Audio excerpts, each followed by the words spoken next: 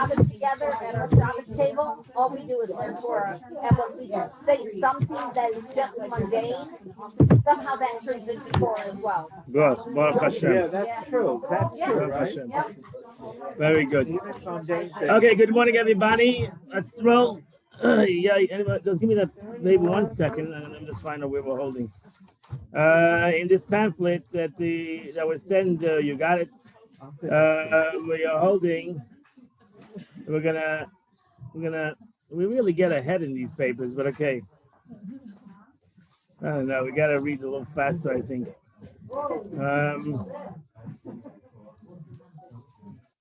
Holding, I believe. Page number 8. Am I right? No, further on.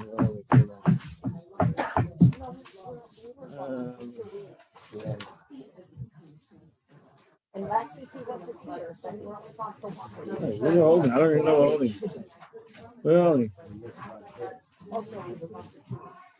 Oh yeah, we're holding page number 8. Page number 8.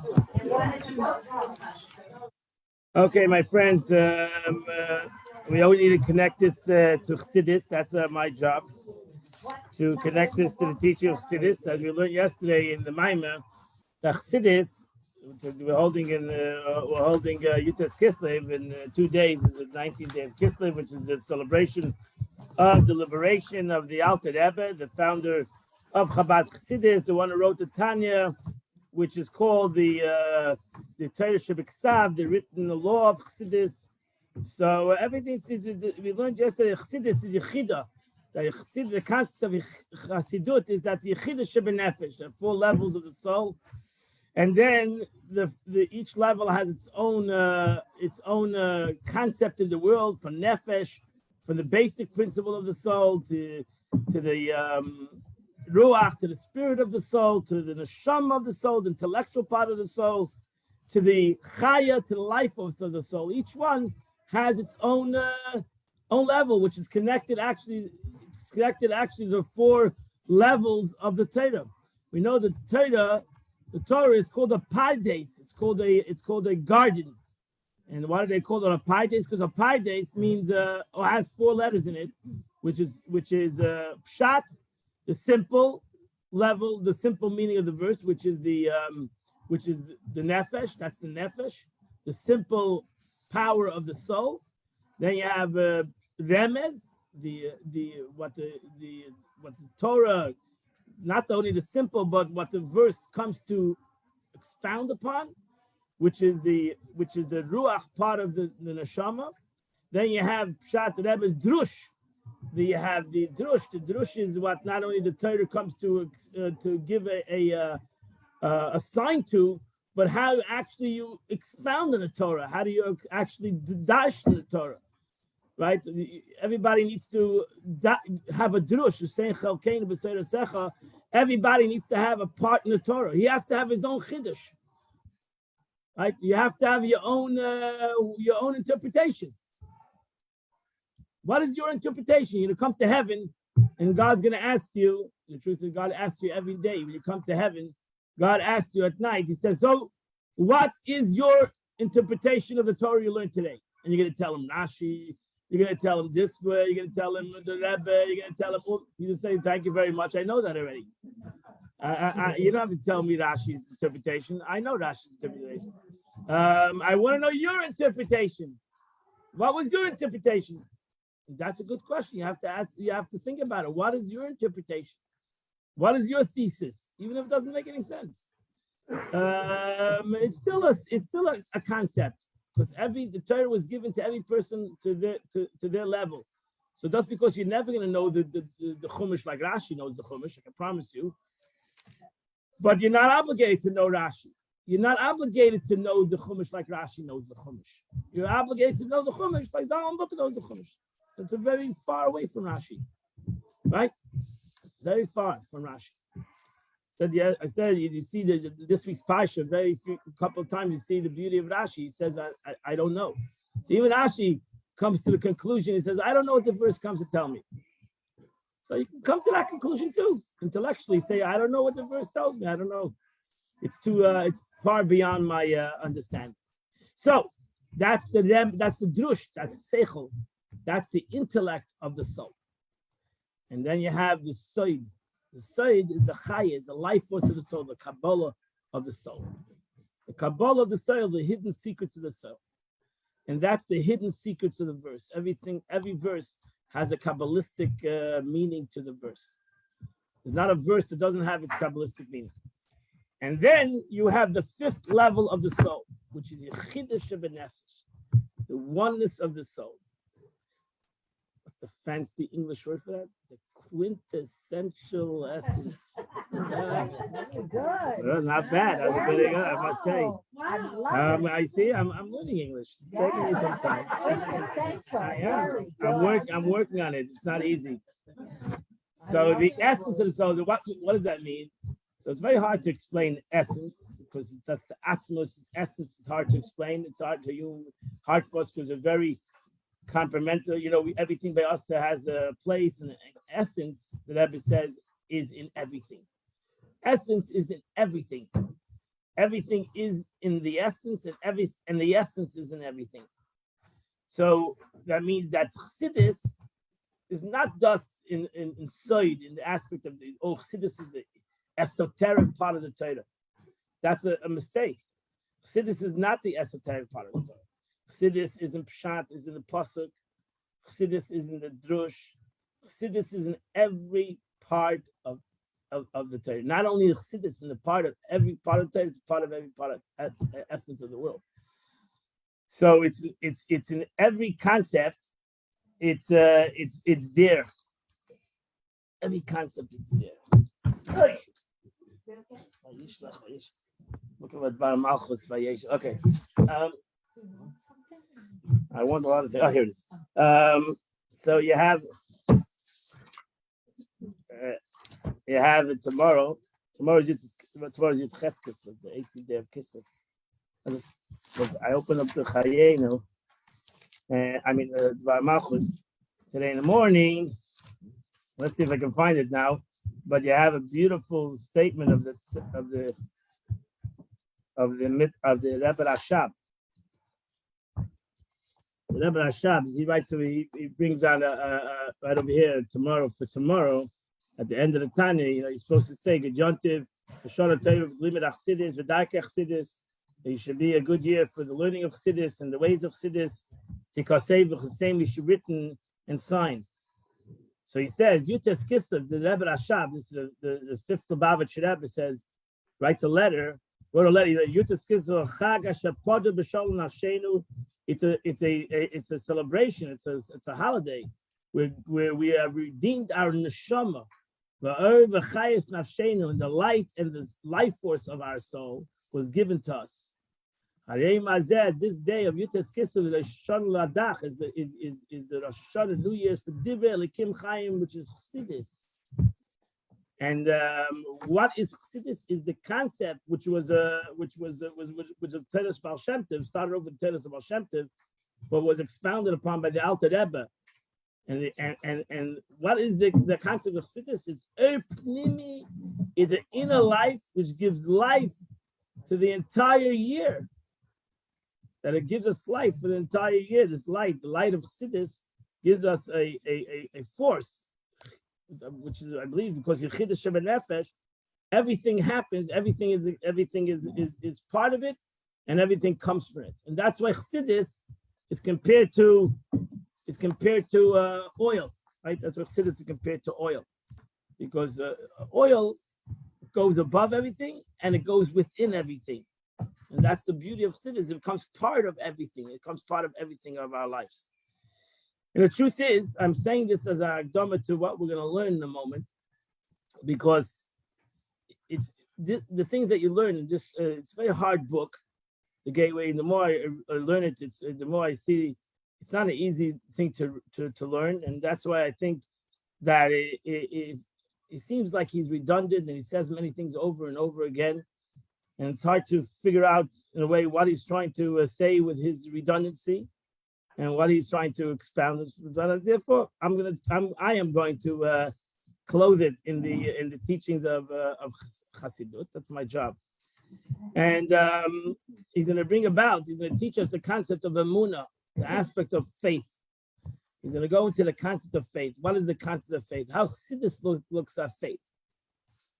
How does Chassidus understand the concept of the aspect of faith?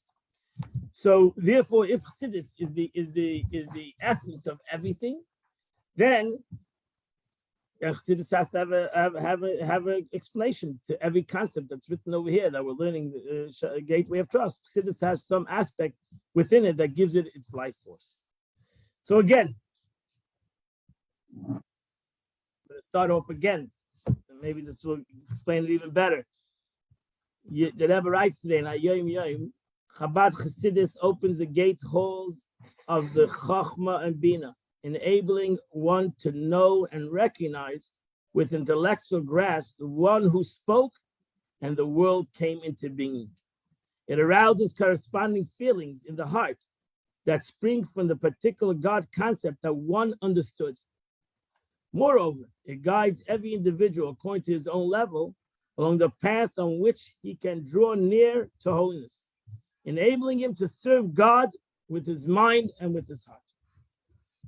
So Chassidus gives you the capability to take the learning that you're going to learn, and to be able to bring it into a more practical situation.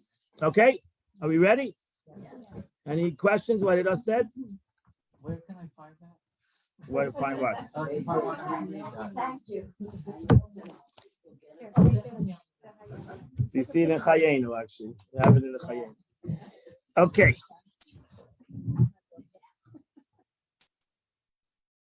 Okay. So somebody asked me today about the Tanya of the day that we learned Tanya, the Chitas of today, which is also connected to this concept. And we know we have two ways to serve God. The three pillars we see in Pirkei Avos and Ethics Fathers. The world stands on three things: Ala Torah, Ala Avoda, Ala Gemilas Chasadim.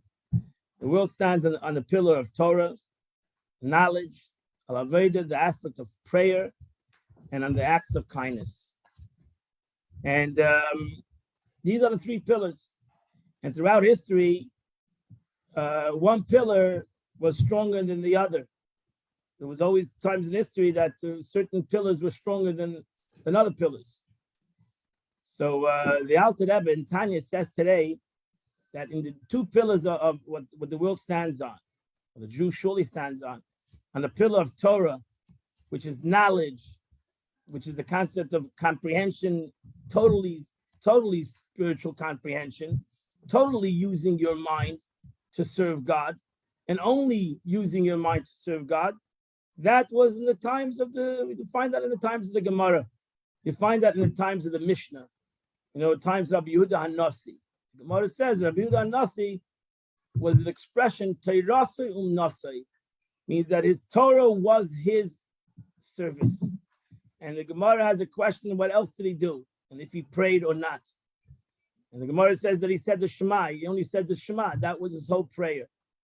Because his whole life was learning Torah, and he accomplished everything through the learning of Torah. And through his learning of Torah, he had to serve God with his emotion too. And therefore, by saying the Shema, he already accomplished it. He already accomplished a love of God. Through his learning, through his intellect, through his mind. He had the capability, through the concentration of his mind, the power of his mind. And so through the sages in his time, had the capability to push it, connect their love, their emotion, the love of God through learning. The Alter Rebbe says he doesn't believe in these times. That's the way it goes, because we're far from that kind of minds. I know I don't want to. Doesn't mean anybody personally. We're not that smart. So we're not as smart as we should be, because we are too busy. It's nothing personal. We're too busy. The world, Gullus, has made us very, very busy. Exile has made us very busy with trying to make a living, busy with the world. The world is much more upon us and doesn't let us to have great meditation and great understanding and great knowledge. It doesn't help. It doesn't what's happening in the world doesn't help us today. Well, the Nanishkeit in the world doesn't help us, right? It doesn't help us. It doesn't help us. We're too busy. We're busy in the world in mass. What? So no, but the noise is bothering, and the noise doesn't allow us to accomplish what we need to accomplish. So therefore, the service of prayer is extremely important today. The service of prayer, service of the heart, which that is something every Jew can do to awaken his heart, to serve God with love, because he understands, he comprehends to the minimum, to be able to awaken his neshama, to have, when it comes to the Shema, that when it comes to the prayer of the Shema, he should be able to say, "Ve'ahavta Hashem elekecha," I love you, God, with all my heart. He should understand what he means when he's saying that. He should have some understanding what it means. Just not to say the words, "I love God with all my heart," but actually to love God with all his heart. Now, it's not going to be the love of somebody else's love of God, but it's his love of God. God, again, is not asking you should have somebody else's love to him, and you should be like somebody else. Maybe still wants a person to love him to who he is, and whatever that means, because we're all different. We all have different understandings. And therefore, it's important for us, Alter Rebbe says, to make sure that we daven to the best of our abilities today. And therefore, the Chachamim set up a prayer book. Everybody knows the prayer book, and it's set up in a way that all works towards the verse, Ve'ahavta Hashem. The whole beginning of the prayer is all for the verse, Ve'ahavta Hashem elekecha. When you come and you say the Shema, and you say, I love God with all my heart, the whole beginning, the first 45 pages, I don't know how many pages it is. The Shema is on page, thank you very much. I knew it was in the 40s. So the Shema is on page 42. The first 41 pages is all for one reason. Now, when you say, Ve'ahavta Hashem elekecha, I'm going to love the Lord my God, b'chol levavcha, you should know and you should feel it in your heart. That's it. Tomorrow, hopefully, you'll understand it a little more and you'll come a little closer to have Avos Hashem, and so on and so forth. Because there's no limit to love. You can't have a limitation to love. So therefore, you can't say, "Oh, I loved God yesterday. I had enough love yesterday." There's no limitation to love. There's no limitation to physical love. There's surely no limitation to spiritual love. Okay, so that is the whole beginning. That's the whole purpose. So that's the answer to the question. The question is that it takes, and what he's going to say right now, to be emunas Hashem, to have faith in God, takes work. Takes to understand who God is, and that's why the Chachamim again, Psukkah de Zimra and Birchas Kishma, all to praise God and to get to know Him. And if you're not going to get to know Him, you're not going to love Him. So that is the purpose of the beginning of davening. And the Alter Rebbe says, if you just read the beginning of davening, then you read it quickly, then you really can have Avos Hashem. It's very difficult to have Avos Hashem because you're not too smart. I'm not too smart, and if I'm not going to waken up my heart, simple concept of a heart, I'm not going to have a communication. I'm not going to say I love you to God. Like, how many times can you say I love you to God? You keep on saying I love you. How many times can you say I love you to somebody else? Is there a limit? There's no limit. There's no limit. You should keep on saying. You should show the aspect of love to somebody else. You should say it. You should communicate it. You should act in it. And so too when it comes to love of the Eibishter. That's our avodah, to love the Eibishter. So therefore, we need to work on it. We need to work on this Avos Hashem. Yeah? You with me? Yeah? Okay. Should we start? Any more introductions needed? Okay. So the second, complete trust, no lip service. That's what it says in my book on page 71. You got that? What page? Do we say what page? 8? Duh, Mashain, the second deduction that a person should know that it's clear to him that the Creator is watching over him and nothing is concealed from him. Neither those actions that a person performs in public are revealed to others to see, or nor those actions that a person performs in private and are hidden from others. Even his thoughts are not concealed from God, neither those that are hidden from others people, neither those that are apparent.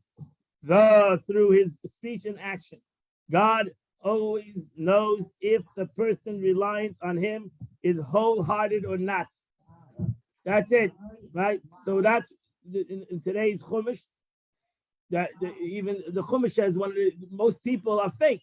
They say one thing and they mean something else. So they say they love you, meanwhile they're thinking about something else. They're saying lip service. It's all lip service. Echa b'peh ve'echa b'lev. That's the expression of Gemara. Echa b'peh ve'echa b'lev. There's something in the mouth and there's something else in the heart. And that's why there's an expression. God looks at the heart of a person. He's Sophie, doesn't he? He looks at the heart of a person. He knows exactly what you're thinking. So therefore, the brothers of Joseph, the positive was that. Interesting. The Rashi, I said today in the morning, explains the positively biased. The Rashi was also that way. That Titus says it in a negative way. They spoke that the brothers hated him. But Rashi flips it to the good. He says, from the negative, you see the positive. You actually see that they were honest people. If they didn't like him, they told him they didn't like him. Right? And that's an important thing. It says in the title, Sisna es achicha bilvavecha. Later on, the Torah says it's an aveda to hate somebody in your heart. It's an aveda to tell a person I love you, and you really hate him.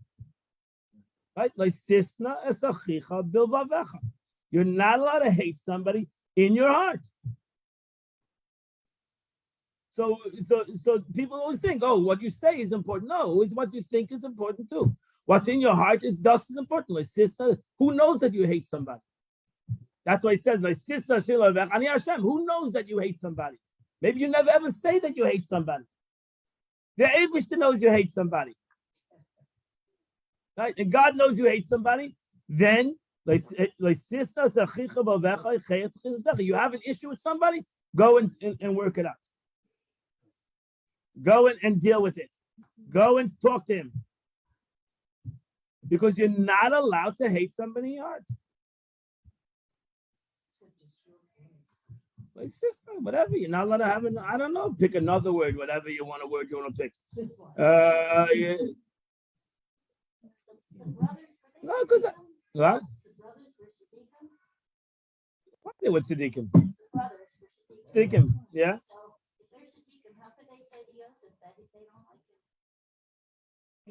Because hate is not something that is if somebody's doing something wrong, you have to hate the evil.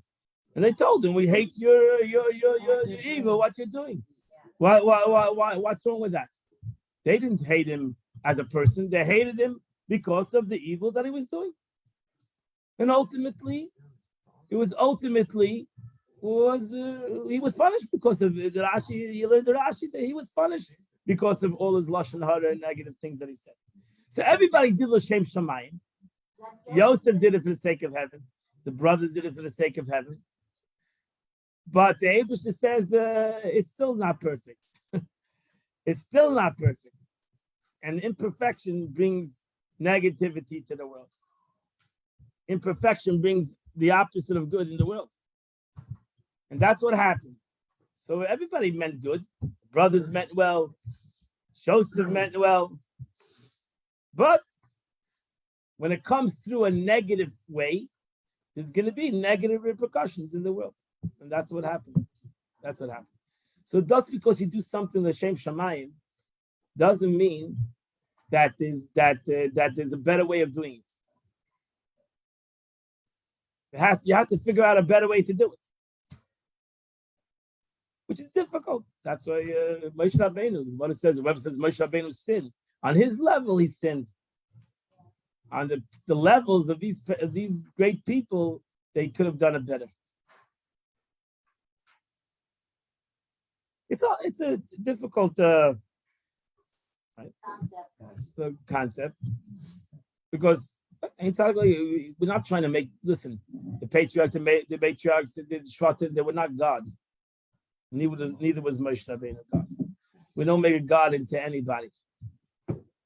And therefore the Torah emphasizes that every person is not perfect. The Abish is perfect. Nobody else is perfect. But God's looking for your perfection. That's what Rashi, I think, tells us. That's what Rashi says, that in the imperfection you see some perfection. That they were at least honest. They were honest. Honesty is an important thing. There's nothing wrong to be honest. Yeah. If you see somebody doing something that's not right, should you close your eyes or should you tell that person that it's not right for them to change their ways? It's a difficult question. There's no simple answer to that question. The Alter Rebbe writes later, that's why the verse says continues. You have to rebuke somebody. When you're seeing somebody do something wrong, you have to rebuke him. But you might rebuke him and make him worse. So you have to know how to rebuke him. No, it might be too late. You have to know how to rebuke him. You have to rebuke him out of love. Out of love. So and when you rebuke somebody out of love, the other person has to feel that it comes from love. If the other person feels that it's not coming from love, it's coming from hate or from judgmentalness, then then be careful when you rebuke somebody. Then you better apologize afterwards. No, better off keeping your mouth shut.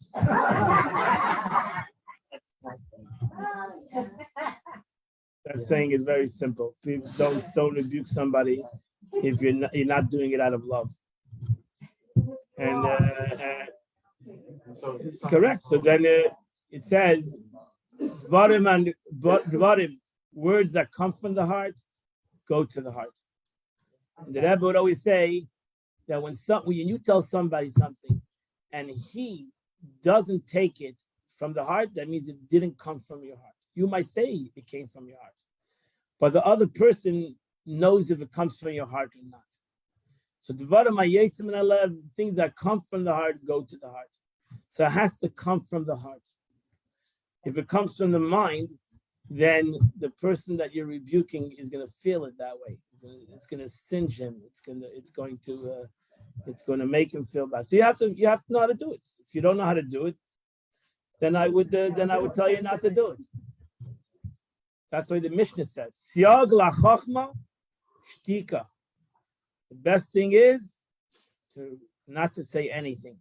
But if you're Shtika, silence. If somebody comes to you and you're for like a shit off or something, that's a whole different different laws. There's different laws, different occasions. Sometimes you have to tell the truth. That's the evil is sit in michshel. That's a different law. The Torah says it for a blind man, you can't put a stumbling block. So you cannot, if you know something that's going to protect another person, you have to say it. It's not lashon hara, it's protecting another person. So there's laws to everything. Trust me, you have to ask a rabbi. That's why there's a rabbi in the world, and you have to ask it all, and he'll tell you if it's lashon hara or it's needed to be said. Most times it's not needed to be said. I think there's I've got the litmus test of lashon hara. First of all, if you know it, you should say. Hearsay is not a thing that you should be said to anybody. So you have to be, it. Number two is if the person is ready to listen to it. That's a very important part of the. So if the person not ready to hear your to hear your news, there's no need to say. No point in saying. The third one, I every time I think of looking it up, I forget. But there's so most of us say things that we don't know personally. We don't know personally. We heard about it. So that is how you're talking something you don't know personally. But then if Somebody told you don't- something. But if you don't say something and then 5 years later you hear they're getting a divorce and you feel guilty because you knew about it and you didn't tell them, and then it's breaking up the family. No. Therefore, if there's something serious, you need to tell them. You just need You need to tell them. You just need You to need to tell tell them. But trust me, I know many cases where people tell something to somebody, then they lose a friendship because they're getting married anyway. So you have to be very careful. So trust me, it's not so simple. Right. Every case is different. So if you know the person is not going to listen to you, he's just going to become your enemy. So then what is the point of telling you? That's why the Jewish Needs to be very careful. It's not so simple. Okay, you can learn the 39. You can learn the Chafetz Chaim's, the whole book on Lashon Hara. You can read it and you learn it. There's a lot of variants. So he brings down, as usual, he brings down a bunch of verses. The Lord knows the thought of man, that they are vanity. And it says in Proverbs, surely he understands the inner recesses of a person's heart. And then it says, for he alone knows the heart of all people. So in essence, you don't by God, you don't have to say anything. That you're thinking, he knows. So therefore, you don't have to say something about it. You don't have to speak. You only speak for somebody else. So if you have evil thoughts, that's why in Chassidus, we learn the concept of machshava zoros. The Rebbe says evil thoughts that are in a person's mind, that most of us don't even know what's in a person's mind. Evil thoughts in a person's mind, the Rebbe said, could be worse than an evil action. Okay, because an action is a moment, and a thought can last a lifetime. So evil thought, that you walk around with evil thoughts, machshava zoros, it's called machshava zoros, evil thoughts. That you sit and contemplate and sit and think evil. You should know that it affects you. It affects everything. It affects everything you do, because you stop your thought. You can stop your action. You can't stop your thoughts. One of the things that continues to work is your thought. And therefore, a person needs to, it's one of the levushei nefesh. In Tanya, it's one of the levushei nefesh, one of the garments of the soul, is your thought. So you imagine, you can have a beautiful garment. You can be wearing imagine you have a pair of pants that is clean, but then you walk around with a dirty shirt. Because you know what I'm saying? Because your action is good, but your thought is schmutzig, is dirty, and it doesn't stop being dirty. You know, it's a negative. I'm not talking dirty, and you have immoral thoughts. Dirty machshava zoros is even thinking negative about other people, even thinking negative about yourself. Negative thoughts is a lavush, is a garment that you're garmenting yourself with dirt and with schmutz, and it's a terrible thing, because you're gonna walk around with it your whole time. You know, you did an aveda, you walk away from it. But a thought, you cannot stop thinking, and therefore the most important thing is the way you think. It's an extremely important thing in Chassidus, the way you think, machshava. And you find the same thing in Tatum also, that the important thing is the way you think. The Eibishter knows. He brought you 3 verses. The Eibishter knows the thought of man. He knows. He listens to your chatter in your mind. He constantly hears negative thoughts. Now, what does he care that you have negative thoughts? What does he care? Well, the Eibishter passes out because you have negative thoughts? No, because the Eibishter is with you. My negative thoughts is God is in God's name. God is in these negative thoughts too. So he's a part of these negative thoughts. He has no choice. He's in your body. He's part of your existence. So now you're hacking a chinik and you're hacking him a chinik, and you cannot continue your life. It's a terrible thing. So therefore, you need to empty your mind. What about Good, right? Good. Correct. Oh, when he becomes clear to a person who relies on God, that he will understand that it's improper to claim that he's a person who relies on God. May he be exalted as a result of his verbal expression, without truly relying it's on him in his heart, in private. So that is fake news, as they would say. It merely recites that he having bitachon. then it will be in the level of those whom the verse says, with his mouth and his lips he honors me, but he's distanced with his heart from me. So therefore, it's important to train our minds to start thinking positive. To start thinking positive things, and nobody control your mind. After ever, and Tanya emphasized this. Nobody can control. You can take a Jew into exile. You can't take his neshama into exile. So if your neshama is in exile, it's because you want to be in exile, not because you're forced to be in exile. My thought can always be out of an exile situation. I can be in Gullus, I can be in the worst place, and my thought can be someplace else. Right? My thought can always be someplace else. But that's what it says. Where the thought of man is, that is where he is. So you can be in Gullus and at the same time be out of Gullus. Right? You can be out of Gullus. You're physically in Gullus, but your mind is in someplace else. The mind is in a Gula situation. Is in a redemption situation. So if your mind is in a redemption situation, then your soul is in a redemptive situation. But why is our mind in Gullus? Because why want my mind to be in Gullus? My body's in Gullus. My body is in Gullus. But my mind, I want my mind to be in Gullus. Nobody can force my mind to be someplace. I want my mind to be there.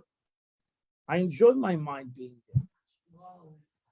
What's whoa? That's the reality. Why am I wouldn't be someplace where I don't enjoy. Question is, why would I enjoy pain? Why would I enjoy Gullus? It's a good question. It's a good question. But some people are masochists. Some people like to be miserable. They enjoy misery. They enjoy it. Misery likes something. So they enjoy misery. People like it. It makes them feel good for some reason. It does. We wouldn't be there if it didn't make us feel good. So we have a certain affinity to it. So therefore, that's an important thing we said here. That in essence, that the Eibishter, you want to fake, you want to act, say one thing and have something else in your thought. Gesund to hate. Nobody can stop you.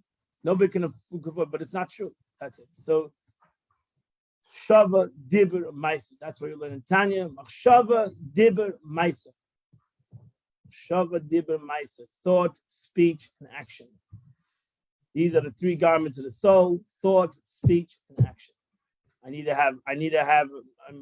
be in thought, I need to be in speech, and then I need to be in action. So that's why Torah is thought. More Torah is more thought. That's why the more you learn Torah, the more your mind becomes refined, gets rid of. That's what the Torah is compared to earth, to light. The more light you bring into your mind, the more Torah. That's why it says, the Gemara says, if you hate Yetzer Hara comes and bothers you, what should you do? Schlep him into a house of learning. Schlep him and drag him into a house of learning. When you fill your mind with Torah, with positivity, your nefesh habahamis will go away. Your Yetzer Hara will move away. You need to bring in earth. You need to bring in light into your existence. That's what you need to do. Little lights. So you have a negative thought. You have the capability of changing your thought to have a positive thought. Yeah, you with me? Yeah. Now he goes to the third one. This is the concept of emunah. That's where that's the third introduction necessary. Yeah, if the third introduction necessary to proper bitachon is a person must single out God as the only one he relies upon for the things regarding which he is obligated to rely on him. And he does not partner any other being with him to rely. God doesn't have partners. Shem Yachid. God is the only thing that's one in the world. So the Eibishter doesn't need any partners. He doesn't need any partners. There's doctors and there's lawyers and there's accountants. They're not partners. They are messengers. They are the shluchei HaKadosh Baruch Hu. They're the messengers of God. God doesn't need any partners. The Eibishter can do everything on his own. The Eibishter wants to work through the world, and therefore he has many shluchim. The Gemara says there are many messengers to God. Right? So if somebody's sick, you need to go to the doctor. You need to go to the messenger. You need to pray to the Eibishter that the Eibishter should send you the right messenger.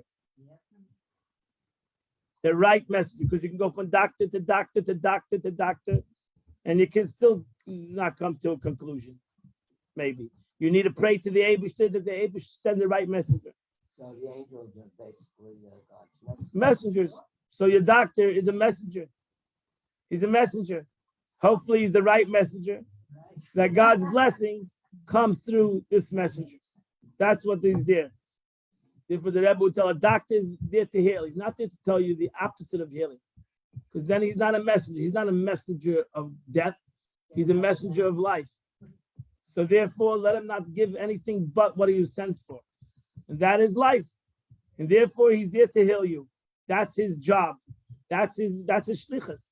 That's his shlichus in the world. A doctor was given the shlichus to heal. A lawyer was given the shlichus to protect, to stand, to be an adversary. Every person has a shlichus in the world. What is the message that God sent me to the world? What is the message? What is the message? What did Abish send you to the world for? And you need to do that shlichus in the fullest, to the best of your capabilities, to do the shlichus in the world. Abish can do it himself. He needs to have you. Abish wants you wants to have him. He has many messages. He wants you to the world. He needs you as he wants you as not he needs you. He wants you as a messenger. But the Eibishter, God Himself, doesn't need any help. So therefore, we only have betachan in the Eibishter. We don't put our faith in doctors and lawyers and whatever things you got. Don't put your faith in anybody but in God Himself.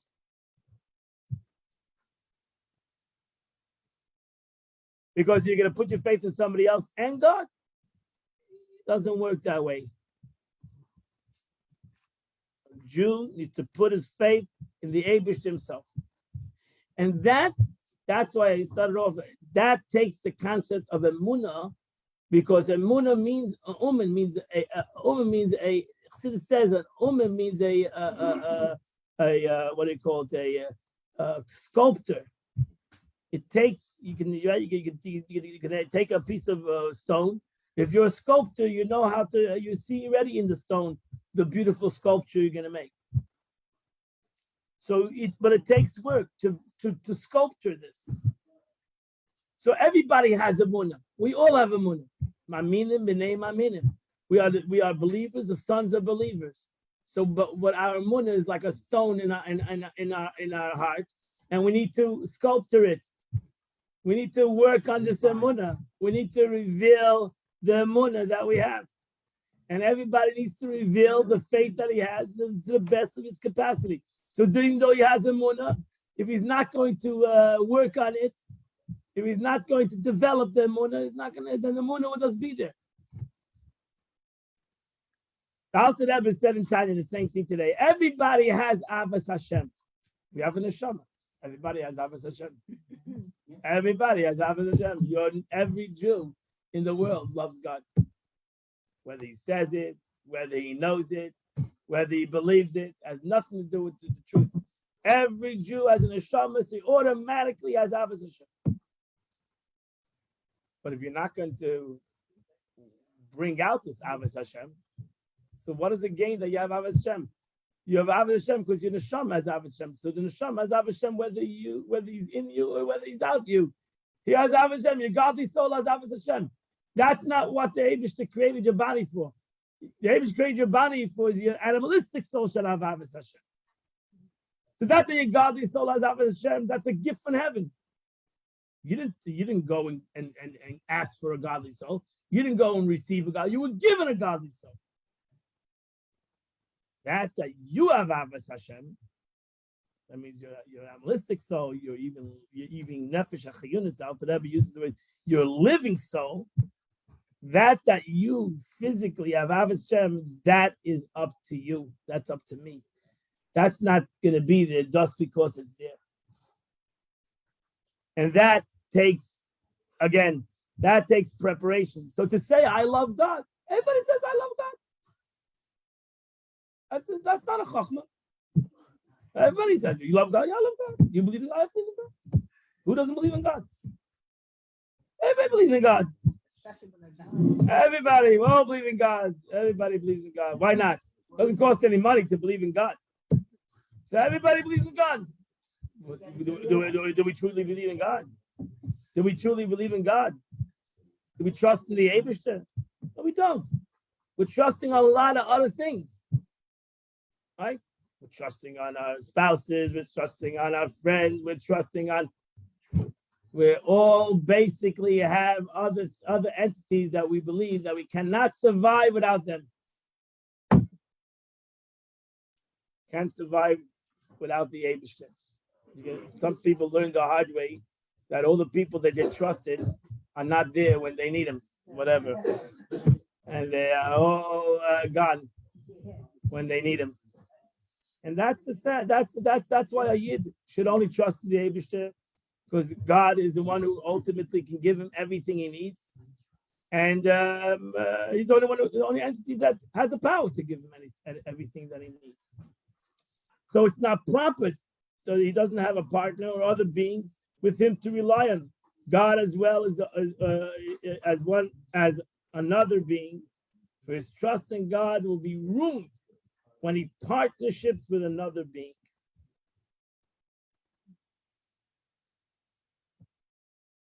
Right? You think about it, your wife or your husband, whoever cooks to the house, where he makes his whole meal, and then you do bichas, you say 1 second, thank you, honey, and then you do bichas hamazon for 25 minutes to thank God. Who made you the whole meal? Right? Who made you the whole meal? Your wife made the whole meal. Who got you the wife?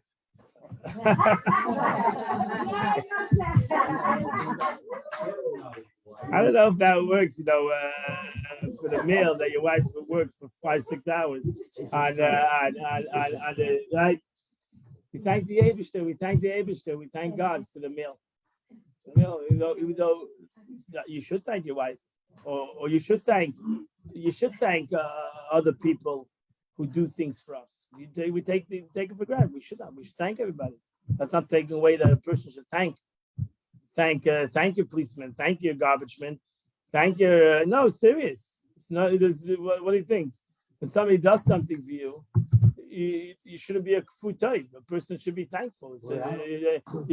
These things are obligated to thank people. Always thanks to God. But really, what? Always thanks to God. What?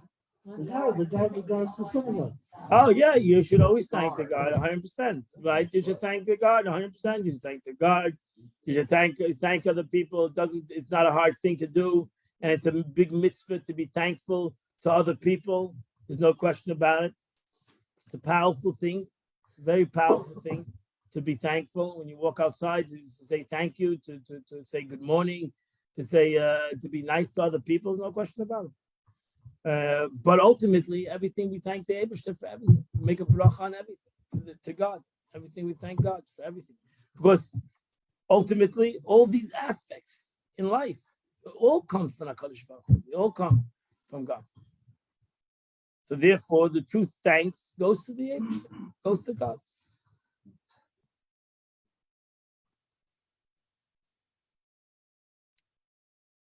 So let's continue. You surely know the God and King Asa of Judah, who despite his great piety, relied upon doctors at the time when he was ill, as is written. And also when he was ill, he did not seek the Lord, only in doctors, and he was punished by this. That's it. So he says, should you go to a doctor? 100% you should go to a doctor. That's halacha. Halacha tells you should go to a doctor. But the doctor can heal you. The doctor cannot do anything for you. The Eibishter uses the doctor to heal you. And Baruch Hashem, the doctor should thank God that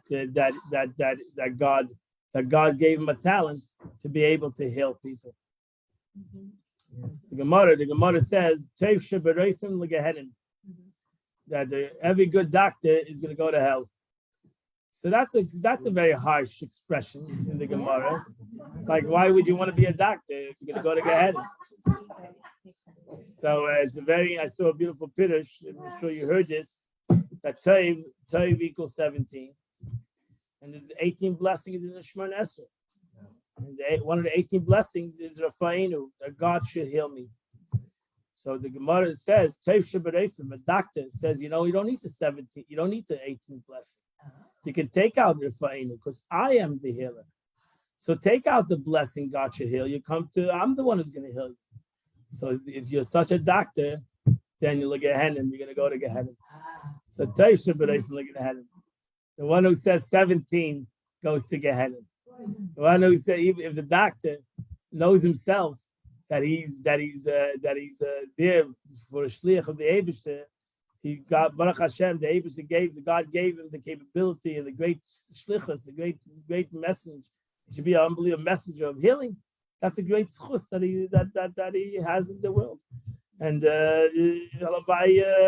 we had more such kind of doctors who felt that they were there for the sake of heaven. They were there as a shlichus of God, just like a rabbi, or just like any other person that's there to do the shlichus of the Eibush, do the message of God, to be the healer of God. So both the doctor and the patient need to know, in essence, that they're both, the Eibush could heal him. The Eibush wants him to go to the doctor, and through both of these entities, through God and through the doctor, it's going to work out. So you have to pray to God that you pick the right doctor. The doctor has to pray that he picks the right medication. That's correct. So everybody prays to the Eibishter that the Eibishter, right? Correct. You're 100% right. Because of the doctor, then we get angry when the doctor makes a mistake. What is he, God? The doctor's not God either. He's a human being. Is it possible that no doctor should make a mistake? It's impossible to have such a doctor. That's why they make you sign 150 documents. Right? They make you sign, right? Oh, you're not going to sue them, right? So what am I, God? I cannot make a mistake in life. It's impossible. The doctor also has to pray that he shouldn't make a mistake. That he will know when he doesn't know. You're right. Yeah, we know. Yeah, you have to pray to God he doesn't make a mistake. That a takala shouldn't come out of his hands. Just like a rabbi should pray that he shouldn't give the wrong message. He shouldn't say the wrong thing. But it doesn't happen that way. Today you have also rabbis insurance. Yeah. No, it's not a joke. Yeah, there's rabbis insurance. There's such a thing, rabbis insurance. You think rabbis have not been sued because of the wrong? They said the wrong things. They gave the wrong advice. You think it's no? I'm not joking. There's rabbis insurance. Because what? That is rabbis insurance. What? No, you have to have rabbis insurance. It's not a joke. Wow. Yeah. No, I'm not kidding you. Why? Because everybody makes a mistake. You have to have siyata d'shmaya. You need to have siyata d'shmaya. Siyata d'shmaya. I'll tell you when I'll go call him up. I'll find out exactly how. So no, it is. There's rabbis. I'm not joking. The only thing is they say. No, I'm not joking. I'm not joking. There is a rabbi's insurance. So a woman only makes one mistake, and then she marries him. Yeah, that's true. That's true. But no, because you have to have siyata d'shmaya. Truth is, when you get married, you have to have siyata d'shmaya. You should have to have siyata d'shmaya. You don't know every person. It's siyata d'shmaya. You should have to have the help of heaven. Yes. Right? That the able should go, so that two people come together and the right people and everything works out and everything, grows and everything is, it's not so pashut. It's not a pashut thing. It's not a simple thing. You need siyata d'shmaya. No, it's not. It's in siyata d'shmaya. Every doctor should should pray that yes, every rabbi should have Siyata D'Shmaya. Everything that you do, the person you meet, you should have Siyata D'Shmaya. We say them davening. We daven. I said last week the prayer. You wake up in the morning. What do you ask God? Please, I shouldn't meet a bad person. I shouldn't meet a beggar, chavara. I need Siyata D'Shmaya. I need the help of God. That I meet the right people. That I'm in the right situation. It's Kol B'Yad Hashem. You don't say it's chance, wrong place at the wrong time. No, the Eibishter brings us to every place we're supposed to go. The Eibishter meets us with every person we're supposed to meet. The Eibishter brings us in contact with every person we're supposed to get in contact with. So therefore, we need Siyata D'Shmaya. Pashat need to have help of heaven that we do when we meet that person, we say the right thing, we do the right thing, we act the right way. Because if not, big takalas, big negative things can happen in the world from saying the wrong thing at the wrong time and to the wrong person. Has there ever actually been a case where a rabbi had to Sure.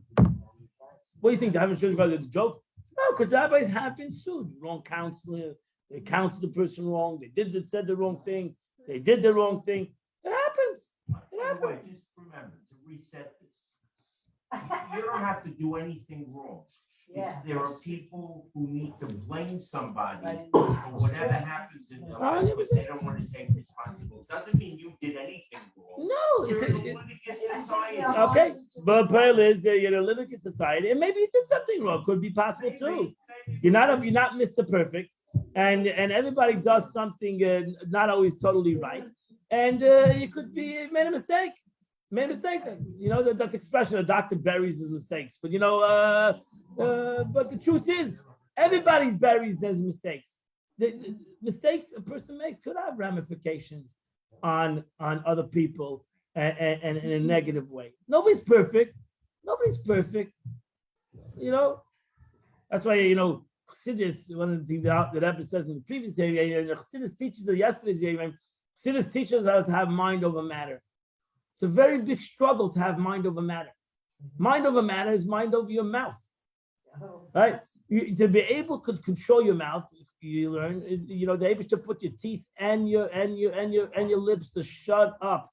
To control your mouth, not to say the wrong thing, not to say even the right thing at the wrong time, not to say the right thing at the wrong time to the wrong person.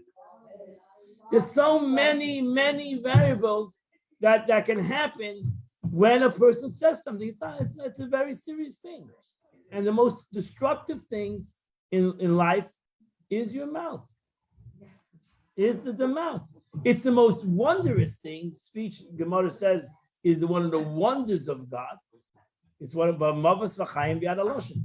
The way we speak, the way we express ourselves could be very positive and can be very, very negative and can hurt many people.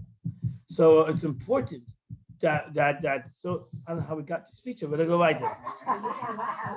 So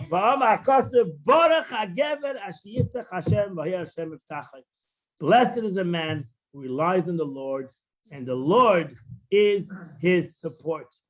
We say it in David, in that next passage.